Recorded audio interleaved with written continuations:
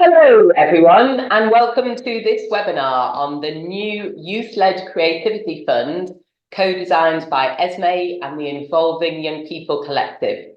We are absolutely delighted to share our plans with you today and very much hope it's useful.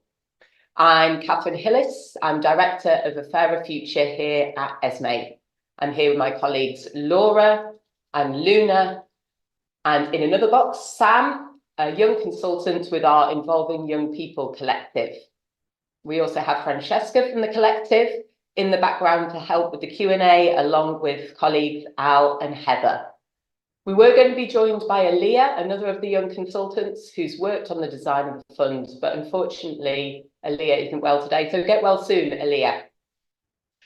For accessibility, we have Nana and Alton, who will be providing British Sign Language interpretation, interpreting what is spoken live. We also have asked the speakers to describe themselves and where they are, so I'll kick off on that. I'm Catherine. I'm a middle-aged woman with very tight corkscrew hair, wearing a purple t-shirt, shirt, I should say, that if you could see it really close, it's got dinosaurs on it. And I'm sitting in our office in King's Cross. I'm going to pass to Laura. Hi, morning everyone. I'm Laura. I'm one of the funding managers under A Fairer Future. I'm a white woman with, I guess, shoulder-length brown wavy hair with a fringe, and I'm wearing a black and white and blue patterned shirt.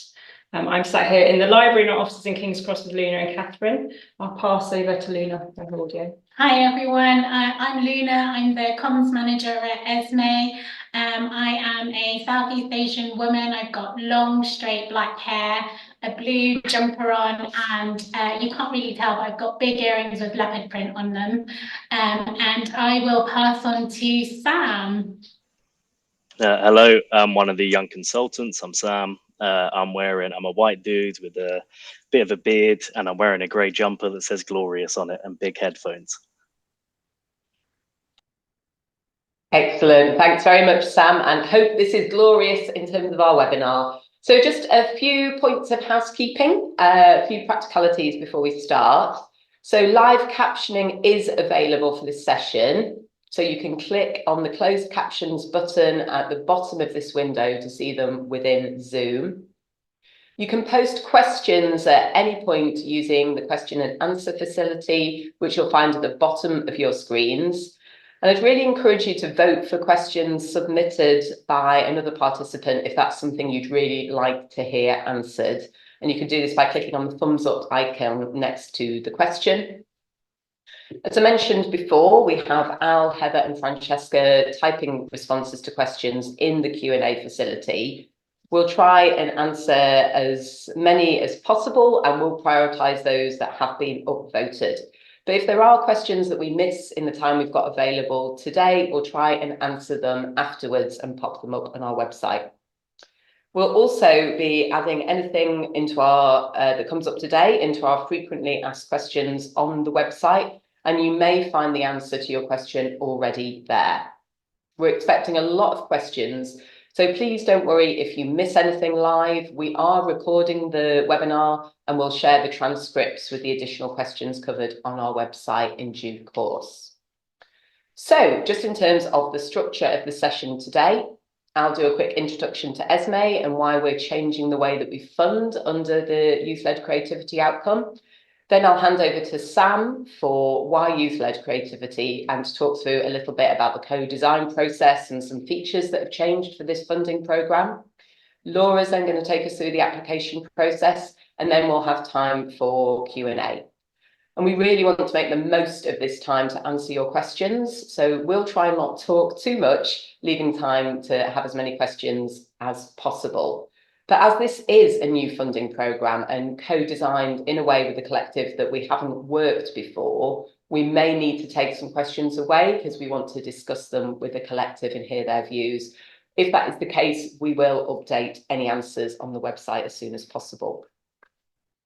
So the aim of this webinar is to share more about the fund. Hopefully everyone has seen the guidance that was just launched on Monday, but we want to share a bit more, explain a little bit more about what we're hoping to achieve. We want to be transparent about the criteria and what we will and won't support. We know that the climate for funding is tough and that we're going to receive many more brilliant applications than we will be able to support. So we want to be clear about what the criteria are, how we're using them to make decisions, and help you understand whether it's worth investing time in an application. Hopefully at the end, you'll have a clearer picture of what we're looking for, and this will help you decide if the fund is right for you and your work. So a quick introduction about us. Esmée is an independent grant maker, funding across a range of issues, and this includes both in the arts and youth sector. And we have a real interest in empowering young people to lead change. The Involving Young People Collective is a group of young people connected by their drive for social change.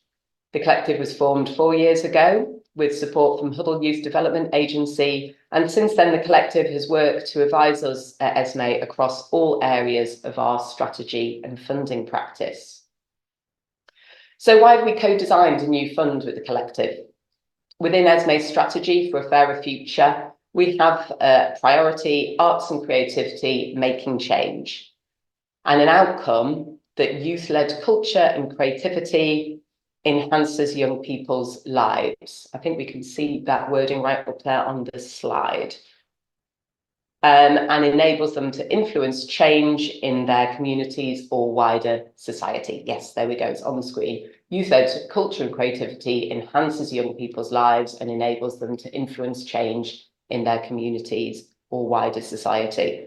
And under this outcome, we've funded some brilliant organisations, but we're keen that in everything that we do, that we had young people at the heart of decision-making in order to maximise the impact of our funding. So we shut this outcome to applications last autumn in order to work with the collective over these last 4 or 5 months. And we wanted to be challenged on what and how we were funding, co-designing the funds that we are launching today.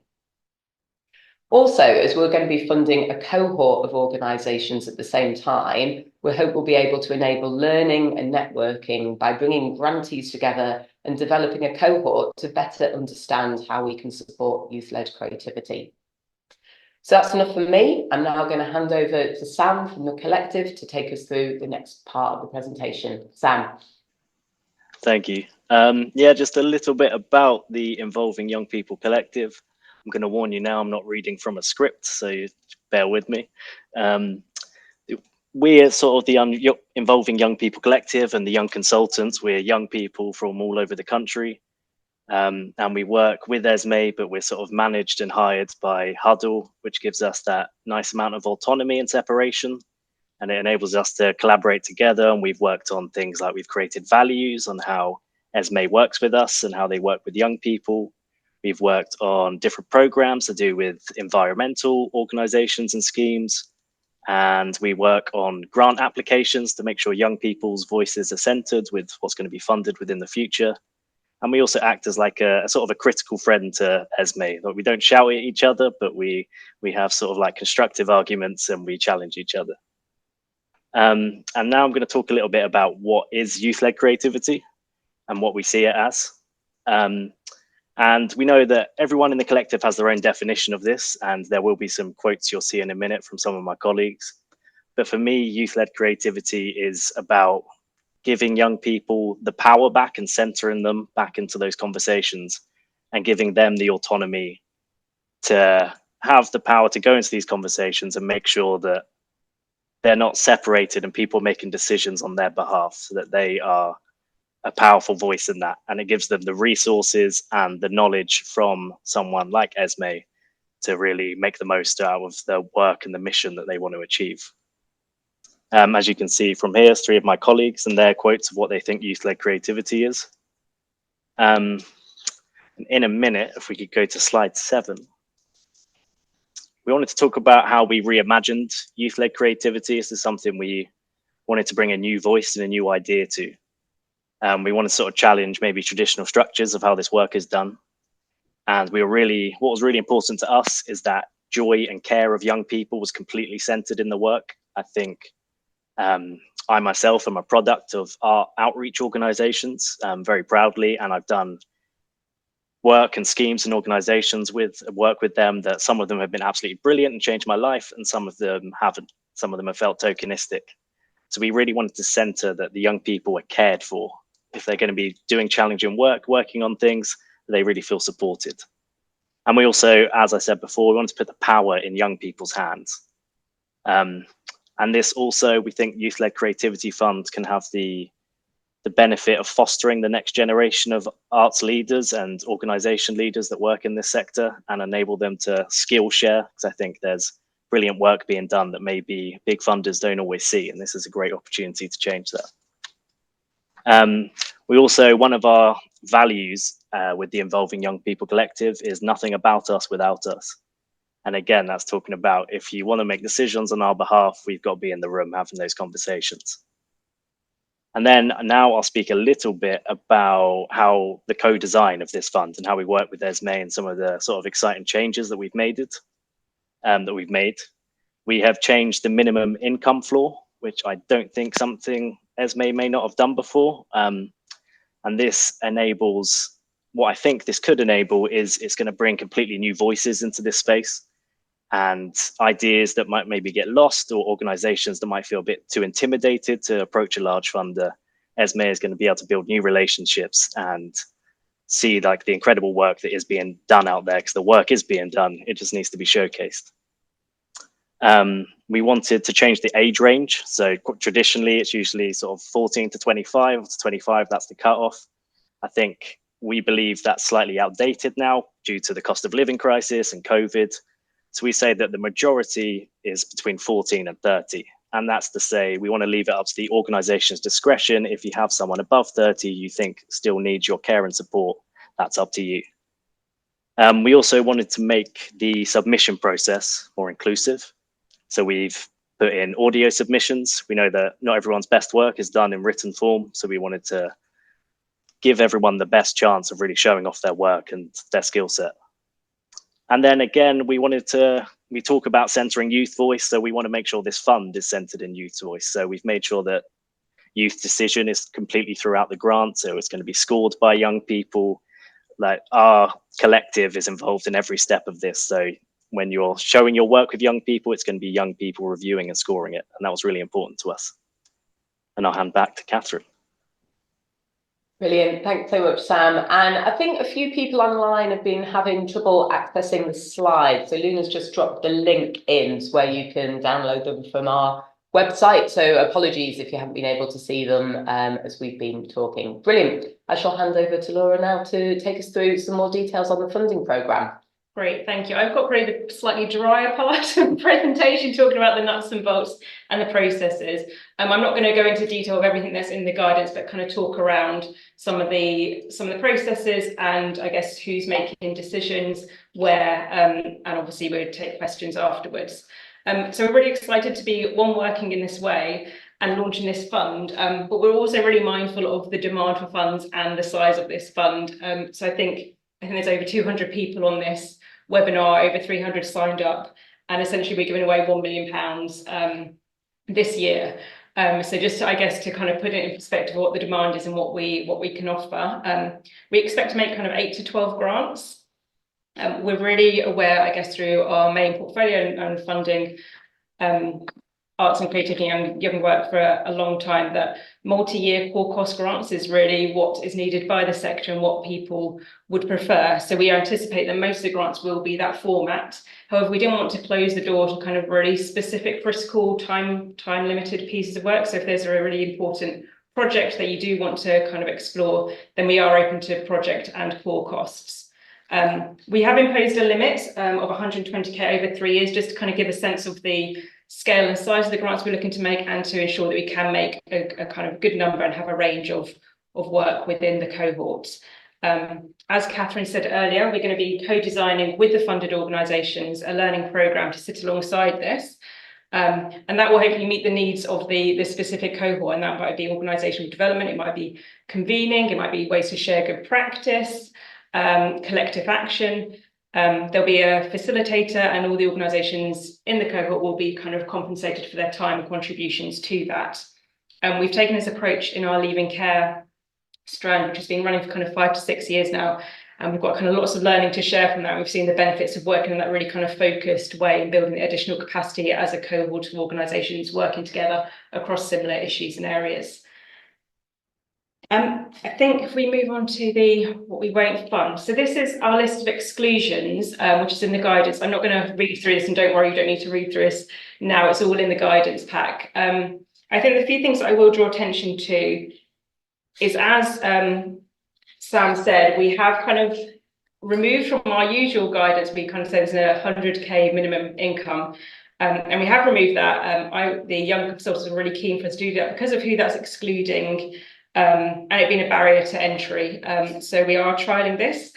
We are aware that this could significantly increase the numbers applying to us, and we're really hoping that this webinar and the kind of the guidance and the easy read versions will help people to look at the criteria and understand the type of work we're hoping to fund. We really don't want to kind of waste people's time putting together an expression of interest if we're not likely to fund you. So we would kind of point everyone to look really clearly at the criteria and the guidance on that. Again, I think this fund is not for organisations that are brand new to youth leadership. We will be looking for organisations who have already made a commitment to centering the voices of young people and prioritising youth leadership within their organisations. And also it's worthwhile flagging, I think, that we don't expect to support large organisations where youth or creativity is just a minor part of their overall work. So I think if we move on to the how to apply slide. Great, thank you. So this is a very simplistic overview of the application process. And there's different questions at different stages, which are outlined in the guidance. But essentially, we're taking a slightly longer expression of interest from our kind of 2 questions. There's 3 specific questions linked to the criteria. And we'll ask you to obviously submit your website and any social media handles as well. And then an Esmée staff will do an initial eligibility check on all the expressions of interest. And then 2 young consultants will review every expression of interest and will give it a scoring based on the criteria for the fund. And that's based on the information you submit, but also content on your website and your social media to get a good understanding of what the organisation is about and look at kind of if you've got videos on there. And reports and things like that will be taken into consideration. And then there'll be a panel to shortlist from the expression of interest applications to invite to proposal stage, and that panel will be the young consultants that have been involved in the scoring, as well as the funding manager at Esmée Fairburn. The scoring will lead that process, but we also have created space for if there's organisations which the young consultants have identified perhaps aren't scoring as high on the criteria, but they're doing something really exceptional or unique, they can kind of flag that, and we will pick that up in the conversation at the panel to make sure we have like a really rounded cohort. And again, we will be looking at how within that cohort that we've got a good range of organisations working with different groups of young people and also where they're based geographically across the UK. So again, it's scoring will lead this, but other things will be taken into consideration in the round when we're making those judgments. So those decisions on the expression of interest will all be made in May. So you'd hear back from us in May whether you've been invited to make a proposal or whether you've been declined at the expression of interest stage. And we're hoping to provide feedback by email for any organisation that we are declining at that stage. A small number will come through to proposal, and there we will ask you to submit the kind of standard documents around accounts and safeguarding if you're not a registered charity or constitution. And then the default assessment process will be to have a conversation where we will ask you more about your track record, your impact, how you work, your approach to learning, evaluation, etc. And again, all those kind of longer questions that we're going to cover are in the guidance. The young consultants are really keen that we offer choice. So actually, if your preferred method isn't to have a conversation, if you do want to provide a response written, then there is that option as well. So the default is to have a conversation and we will prepare that into a paper. But if you prefer to write your response, then we can also adapt to that. And again, then we'll kind of prepare those write-up paper with the young consultant. And those recommendations will go to an approvals committee, which is a mix of trustees, senior management team and funding managers to have the kind of approval of the grants, and young consultants are kind of involved along the whole process. So the final decisions will be made early September, so you'll hear back from us then if you've been successful, and again we will give tailored feedback to any that we aren't able to take forward. I think that is everything on the assessment process. Great, thanks. I think we're going to move on to the Q&A now, and you may have already noticed that some of our colleagues and also Francesca, one of our young consultants, has already been answering your questions. I want to reiterate again that if there are any questions that we're not able to answer during the webinar, we will answer them afterwards and share the responses on our website along with the recording and transcript of this webinar. I know there's a lot to it can be difficult to keep track of everything that's happening, especially with so many questions being asked. But just to assure you that all the information will be available afterwards, and you can process that in your own time if you prefer, or yeah. So I'm going to start with there's a good question right here actually from Leanne about what the term creativity means and how wide the spectrum spans. Brilliant. I mean, thanks, Leanne. It's been such an interesting question, and I think it's where a lot of our discussions with the collective started, actually, in the whole point of the co-design process. And obviously, a word like creativity means a lot of things to different people, as Laura was saying. As part of the co-design process, we also heard from some of the organisations we already fund under the Youth-Led Creativity Outcome. And again, they spoke about what creativity meant to them. We definitely don't want to restrict this. We want it to be open. We do want there to be some kind, we're not saying it's only particular art forms or only particular sort of forms of culture. We want to be open in that, but we do want there to be some element of creative process and approach embedded in the work. I don't know, Sam, if you've got anything that you'd want to chip in on that one. Only that's kind of, again, up to you. You're bringing that to the space, what that creativity means to you. But yeah, like Catherine said, want some kind of it going slightly beyond just engagement. There to be some kind of creative output, but that is down to your own interpretation. Awesome, thank you both. I'm also going to go to a question from Chloe. Similarly, it's a little bit about clarifying what we mean about certain terms that we've used. So Chloe's asked, could you confirm the point made about youth leadership and whether organisations that don't currently prioritise youth leadership would not be eligible? There was also a question about what we mean by youth-led, so perhaps you can take, the panel can take both of those questions. Yes, I say on the youth leadership, yeah, I think this isn't for an organisation's first steps into exploring this. This is for organisations who have already committed to prioritising youth leadership and are already making inroads to that and have a track record of doing that. In terms of youth leadership, I think there was some quotes earlier of what the young consultants have said about how they see youth leadership and hearing the voices and it directly feeding into kind of the strategy and the policy of the work. But I don't know, Sam, if you want to come in more on the youth leadership, what's meant by that and what you'll be looking for in expressions of interest. Yeah, again, there is a certain element of it which the organisations can bring, but what's very important to us is that there is some kind of track record in youth leadership. Like Laura said, it shouldn't be the first sort of go at it. Even if there's an individual who's worked with another organisation that has done good work in that past, and now maybe they're setting up their own organisation, that would be okay. And I think it's just about really centering that youth, there's a real equal power share in that relationship, I think, is what's important to me.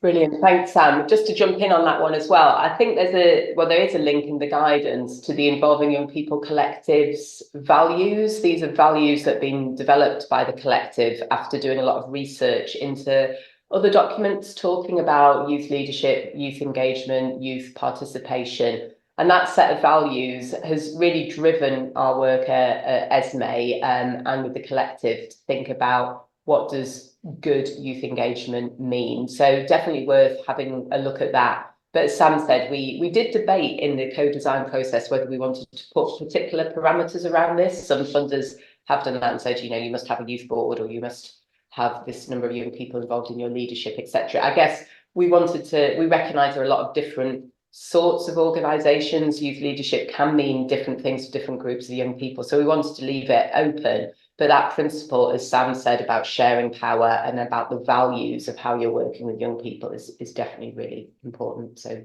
do check out that document. Thanks, Vic.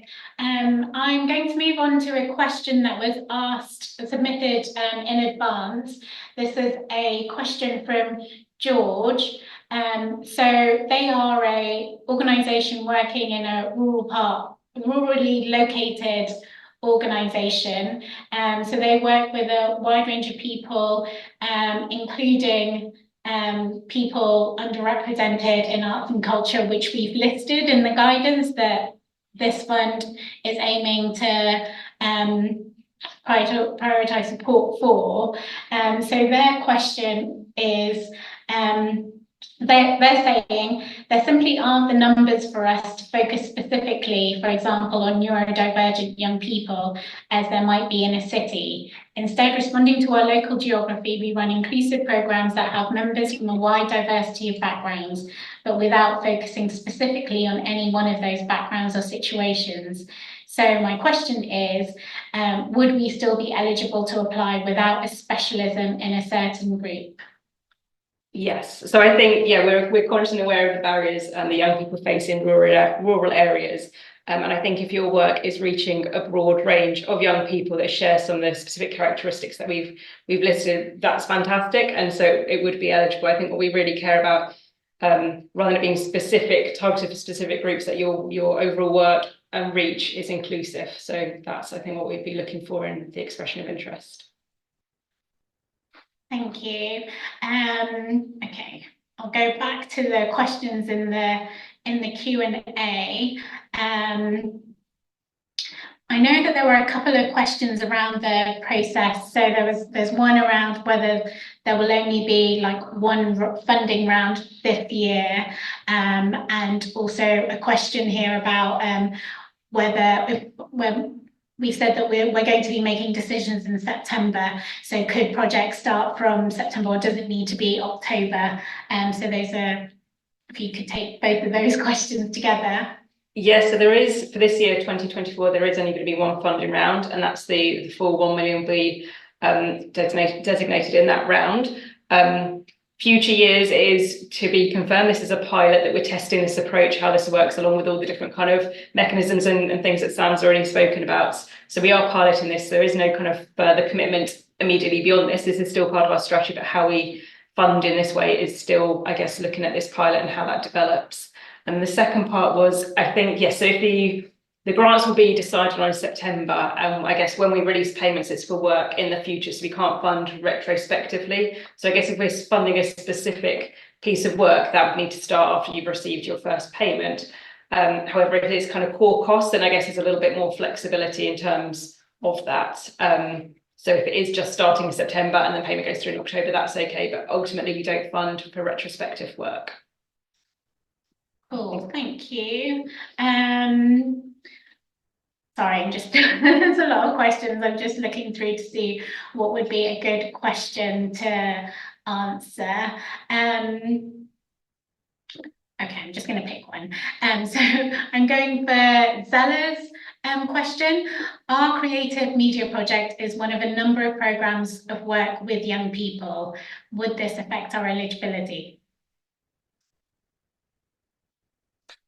I would say not. I mean, what we recognise, there are some organisations that do have quite developed practice around working with young people and creativity, but maybe do other things as well. I mean, we are conscious that some organisations see creativity as a tool to support young people, but may do other things, and that's totally fine. I mean, as Laura said before, it's more about how you would be able to meet the criteria. So showing that your work is driven and shaped by young people, showing that you have a track record in terms of working with young people from underrepresented communities, prioritising the joy and care of young people using arts and creativity as a tool. These are the things that we'll be looking for and assessing for in the applications. But yes, I mean, if this is one element of your work, that's fine. I mean, I suppose,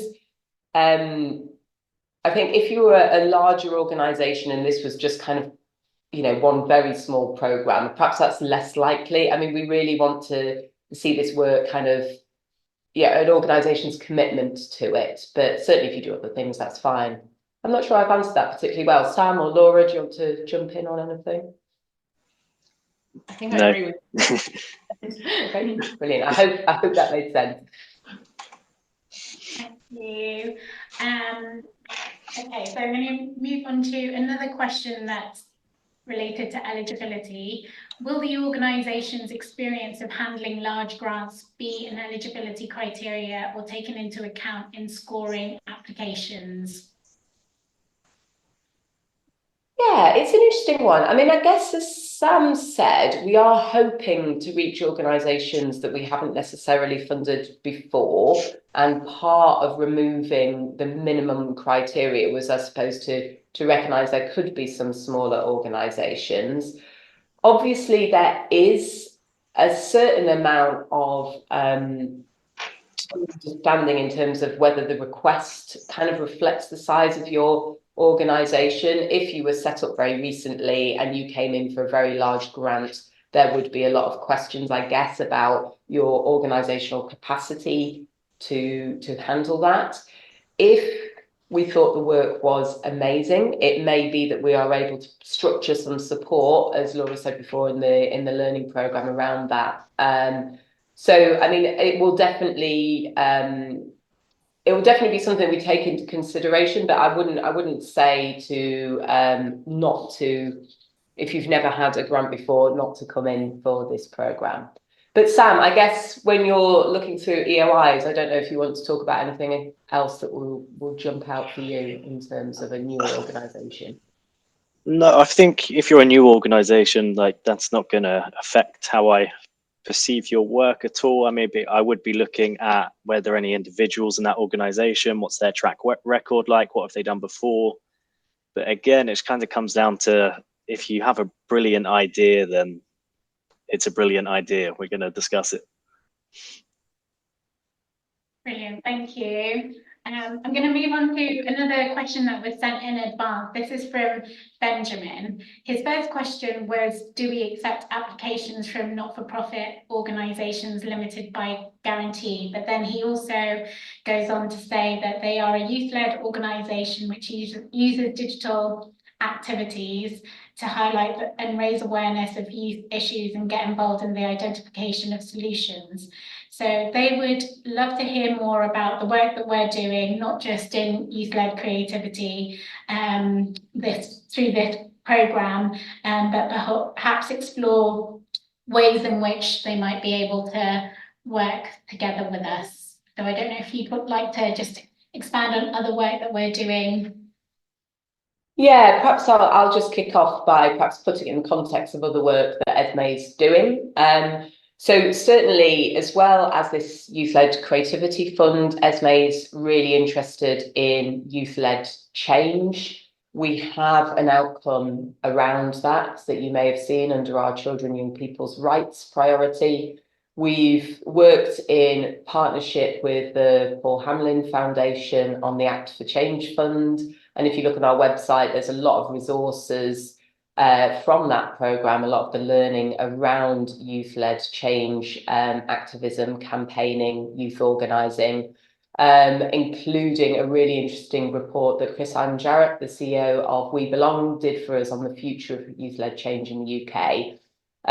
Off the back of that, we're also working with Bladegrave and Civic Power Fund and have just recently launched the Alliance for Youth Organising. Again, you can find details about that on our website. And I say all that just to, I suppose, centre this work in that broader context of youth-led change, because one of the things that first led us to articulate this outcome in our strategy was seeing this really interesting Venn diagram of organisations led by young people or sharing power with young people who were thinking through solutions for the future, about campaigning, who are using arts and creativity as a tool for change. And so we've noticed this kind of interesting crossover, I guess, between youth organising and youth-led change and arts and creativity. So certainly we are very interested in that and do have a look at some of the learning resources that we've shared from our previous work. I'll just jump in on the bit about, do we fund not-for-profit organisations limited by guarantee? The answer is yes, but you'd obviously need to make sure we'd be checking to see there's an asset lock in place in your governing documents and that the governance requirements meet ours, which is majority non-executive directors, i.e. most of the board are not paid members of staff or paid for services delivered. Thank you. I'm going to move on to Emma's question next, and I know there's been other related questions around organisations not necessarily being youth-led, but maybe having youth-led programmes. So Emma's question is, so she says, young people's programmes are only part of what we do. We support 250 16 to 25 young homeless people in 2023. That element is youth-led, but it's only part of the overall work that we do. Would we be eligible to apply? Yeah, I mean, certainly we're not asking that organisations are youth-led themselves. I suppose this comes back to Sam's reflections earlier. We would, coming back to the criteria, if you have a track record of sharing power with young people and co-designing and working with young people, then that certainly would be eligible, even if that's only one element of what you do. I think on that is also because we're saying before, like our preference is to give kind of core costs where we can, but I guess if your overall mission is not directly targeted, it probably would be like a project or a restricted grant for that specific youth and creativity work. But I'd be really keen to hear what Sam's kind of take is on bigger generalist organisations and having specific projects within them, or what you might be looking for at the expression of interest stage. I guess for me, it would go back to how interesting is your youth-led program? Like, if the rest of your organization, like the example you just gave, sounds like a really powerful organization, but we'd be specifically just looking at the youth-led aspect of it when we're scoring it and what that program or that thing that you want funding would be. So I definitely wouldn't be put off applying if you do other things. It just, we would be really specifically looking at your youth-led work. Thank you. So I am going to ask Sarah's question. I run a youth-led youth service with an active youth voice group. We have joined a youth collective forming a new charity, and we lead on the youth work. The new collective has a 50% young trustee board. Creativity is a major focus of our delivery and future plans. Could a new youth collective apply? Yes, in short. I think I'm just reading. So the youth collective is a charity. I mean, so long as the youth collective is constituted as a not-for-profit organisation, as Laura said before, or as a charity, then yes, absolutely, it could apply. Yes, and if particularly if creativity is a major force of what you do, absolutely. Great, thank you. There's a few questions on organisational structure. So there's another one here. Do you consider grassroots horizontally structured charities? For example, everyone on my team feeds into decisions. We have trustees for the sole purpose of signing legal documents, or do you require charities with boards and strict decision-making processes? I'm happy to take that one. I would say yes, we are open to that. I mean, again, the criteria around being constituted, that is something that obviously we would need to see, but it sounds like you are constituted. And in terms of horizontal structures, I mean, we're quite interested in that. There's an organisation that we have funded under youth-led creativity before, Voices That Shake, based at Platform, which again, I would describe itself as a flat, horizontally structured organisation. I'm sure, if not, please, Voices That Shake, tell me off for saying that. But yeah, we are interested in those kinds of structures, so long as there's accountability for the things that we would normally look for in terms of safeguarding, etc., financial management. But a horizontal structure would not be a barrier to an application. Thank you. I'm going to answer this question quite quickly because it's a quick answer. So the learning partner role, will this be open to tender? If so, when? It will be open to tender. We're not sure on timing. I don't know. Well, I guess because we want to co-design this with the cohort, once we see the organisation that we're going to be funding and co-design with them. So I guess the decision made September, we'd hope to kind of come together before Christmas and kind of prepare a tender. So hopefully, I mean, this side of Christmas, I would have thought, but specific times, I don't think we can give you at this stage. But we will update on the website, and we'll be working very closely with the collective, thinking through how the learning partner will work. So yeah, it will take us a little bit of time, but yeah, we'll update the website, get it out as soon as possible. Thank you. So this is an interesting question. What outcomes are you looking for, and are they influenced by the cost of living crisis? Really interesting one. I think, Sam, would you like to go first on this one? Because I know we had a lot of conversations about how both COVID and cost of living crisis have impacted on young people. Yeah, I think it's a good thing for any organisation to have a think about, but I don't think that has to be necessarily a specific outcome. I don't think we're looking for that, but maybe we are looking for, or I am looking for organisations that have taken that into account and have done that research about what kind of world young people are experiencing right now and what kind of challenges. And then the kind of things we're looking for, outcomes, is varied. We want, young people to be gaining confidence, young people to be gaining leadership, young people to be able to further their careers. It's there's not one specific outcome we want, but we want a good outcome, and young people to have their time valued and their time that they put into your project to be worthwhile. Brilliant, thank you. So the next question. Could I just jump in on one thing? My cogs were going a bit slowly. Just on the cost of living crisis, I suppose it's worth saying as well that we totally recognise that organisations are in a difficult place now because of the rising costs that they're having to meet. So when you apply, please do apply for everything that would cover the costs. We're keen that people build those costs in. Thank you. So this is another good question from somebody. One of the things which often confuses us about Esmée funding is the overlap between programmes. For example, if we are working with young people in a specific place or doing a creative project with young people to explore the natural world, would this fund be more appropriate than your other funds? That is a great question. And I think we do hear this feedback, I think both in a positive and a negative way, to be honest. I think it's within our wider strategy, we've got specific long-term outcomes under each of the strategic aims. So I think if you're applying kind of to the main fund, I guess what I would suggest is you look specifically at those longer-term outcomes and see which of those your work most closely aligns to. In terms of this, again, with this specific fund, I think it is looking at the specific criteria here and seeing whether the work you're doing fits that criteria or whether it is more aligned to the creative confident communities or our natural world. There's a lot of work we fund in our kind of main portfolio, which does cut across, and lots of the work we're doing is intersectional. So there is a natural overlapping.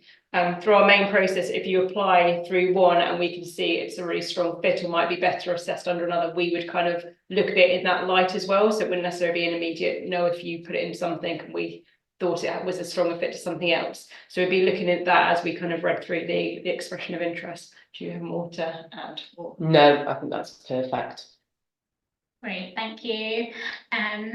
There's a couple perhaps I might just take, if I may, Luna, that are around partnership working. So Rebecca's question, can a local authority apply as the lead applicant? Answer to that is no, we can't fund directly to a local authority, but you can apply in partnership with another not-for-profit organisation. And the other question, I think I probably slightly answered at the same time, is can two organisations apply together in partnership? And yes, you can. We do fund partnerships. We will be obviously looking for specific things within that, just to understand how you'll work together, how power shared between the organisations, issues like how you manage safeguarding in that context. But we would address that in assessment. But partnerships projects, yes, are fine. We will be assessing on one lead organisation, so you'll need to put forward a lead organisation who would be the financial host. Thank you. So next question, would mental health challenges be considered a disability? I work for a CSA support charity for children and young people. I'll jump in first on this. Yes, you can certainly apply for work supporting young people with mental health challenges, issues. So yes, that would absolutely be something we'd look at. I don't know, Sam, if there's anything that you would like to say around work engaging around mental health. I know it's something that came up in discussions. Yeah, I think that would probably come back to when we were looking at the prioritizing the joy and the care. Obviously, we'd want the creative element to still be strong, but you know, if you are using creativity as a tool to help young people that are facing challenges with their mental health, then yeah, that's something that we're going to be interested in and look at. Thank you. I'm going to move on to Gavin's question. Well, there are a few questions there. What are your expectations for a typical or average grant? Are you seeking to fund mostly new or additional work, or can it support the development or extension of existing work? And do you expect a certain level of match or co-funding? Shall I start? And then you can start. Really good question. I think, yeah, what is a typical grant? I'm not sure there is a typical grant. I think we're looking for, I mean, we're really looking at the impact and I guess the youth leadership aspect and the sharing and the learning that can come with that. So if that is kind of a new piece of work within a well-established organisation or people who've got a good track record, that would be eligible, as well as extension or building on existing work. So I don't think we would kind of discriminate whether it's new or existing. I think it's looking at the track record and the impact of the work. In terms of expecting a certain level of match or co-funding, I think that depends on the overall like size and costs of either the organisation or the project you're seeking funding for. Obviously, we appreciate 120k over 3 years is the absolute maximum we could consider. So therefore, you may be bringing in sources of funding either through your core costs or other project costs. So we'd be looking at that in the round. Yeah, no, that's great. I think I've got anything to add to that. I guess do the young consultants have a view on whether you'd have a preference with existing or new? No, I don't think so. I think we'd be, because it's a pilot fund, we'd be probably looking for a mix. That would be sort of the ideal benefit, but again, it depends what comes in front of us, what we're reading. Thank you, Sam.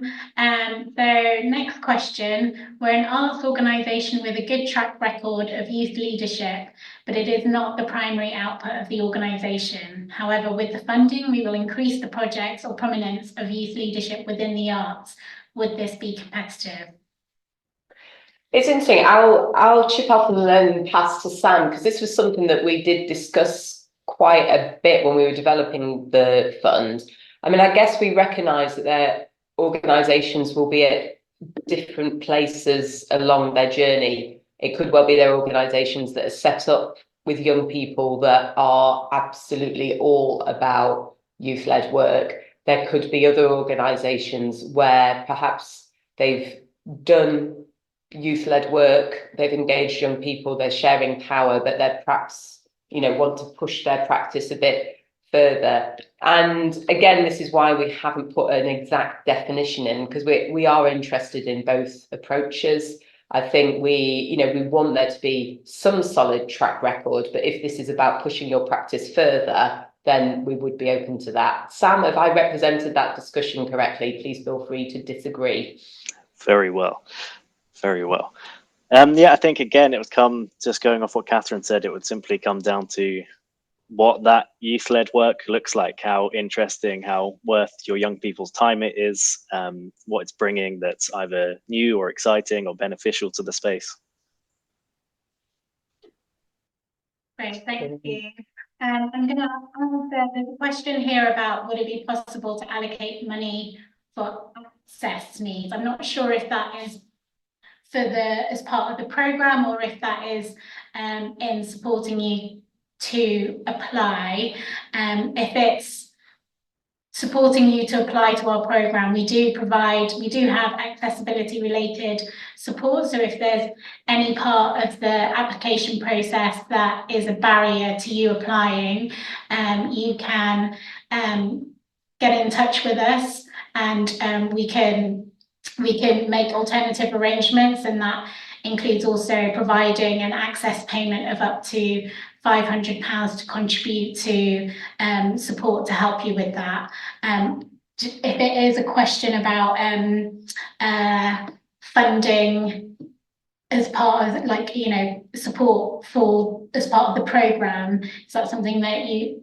Absolutely, yeah. I mean, very happy for those costs to be built into access needs. One of the values of the collective's values, that document available on our website, is around accessibility and recognising that accessibility can cost money, resource, human resource, and absolutely we, as Laura's and both Sam have said before, we want work to be inclusive, so absolutely happy for those costs to be built in.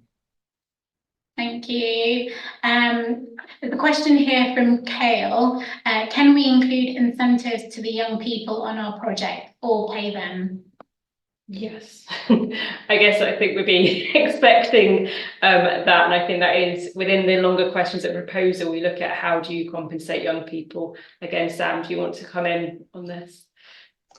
Yeah, like we understand different organisations will have sort of different resources available to do this. But yeah, that is something that is very important to us at the collective, is making sure that it is accessible. If young people can be paid at lowest, making sure it's accessible through transport costs or being able to be fed. Yeah, that's something that would be looked on, you know, is favourable.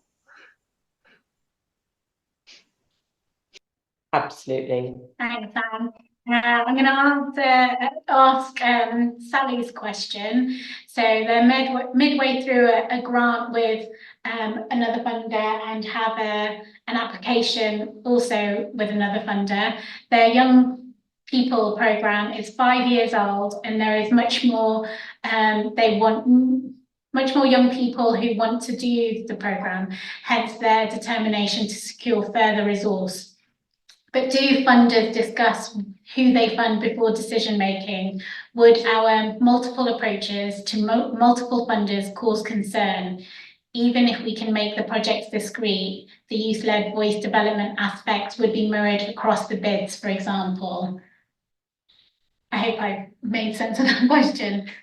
Absolutely. I mean, yes, I'll perhaps kick off on this. I mean, we completely recognise that organisations have multiple funders and sometimes are applying to a range of funders for a similar project, and that's not a problem. You know, there's a pragmatism here, I think, and we could certainly have a discussion if, say, for example, you're in the fortunate position of having 2 applications be successful for the same piece of work. I guess that's something that we would discuss about how you'd want to allocate the funding. But I mean, I think we recognise people have a range of funders and sometimes are having to pursue different options at the same time. Thank you. So I know we've only got 5 minutes left. So, and we've got 26 open questions. We're definitely not going to get to all of those, but we will answer any that we miss afterwards and send you those afterwards. I'll take a couple quickly. I've just seen Luna. There's a question about if you have a current live grant with Esmée. If you have a current grant with Esmée that finishes in the next 12 months, you can apply into this fund.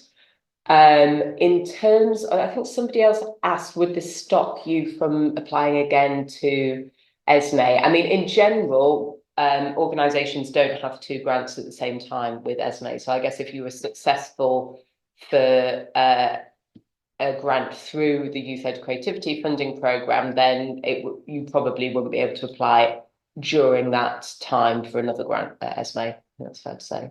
Yes. Yeah. Brilliant. Thank you. I hope that made sense. Thank you. There's a question here about track record. So when you talk about track record of youth-led creativity, will you be observing the time and consistency of that? Our organisation had a long-standing youth board in a past version of the youth programme.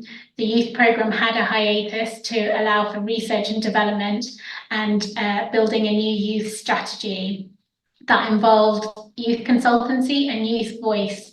Would that break in delivery takeaway from our perceived track record or make us ineligible to apply? Go to Sam. Yeah. Sam, do you want to take that? I think the short answer is no, it wouldn't make you ineligible. Again, you've kind of, sounds like you've said you do have a track record. So I think that's something to look at as a positive, and we'd maybe, if you have a website or something like that, we'd maybe look at what that work was, if there's any information out about it. But yeah, short answer, no. I think we'd be interested to hear about the learnings. It sounds like they've obviously done some strategic stop, start and review. And so I guess if there's critical learning that's come out of that process, I think that's useful to hear about in the kind of questions at expression of interest stage in terms of how they are youth-led.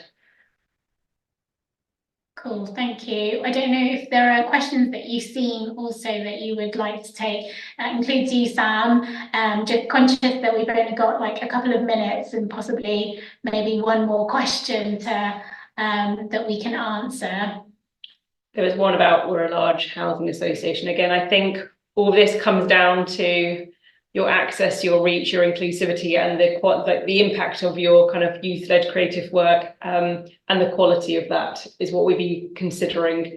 So it's not kind of an immediate no, but I think it's looking at in the round and obviously against other applications that we receive and how the quality and impact and reach and inclusivity stacks up. Thank you. Sam, were there any questions that you saw that particularly resonated?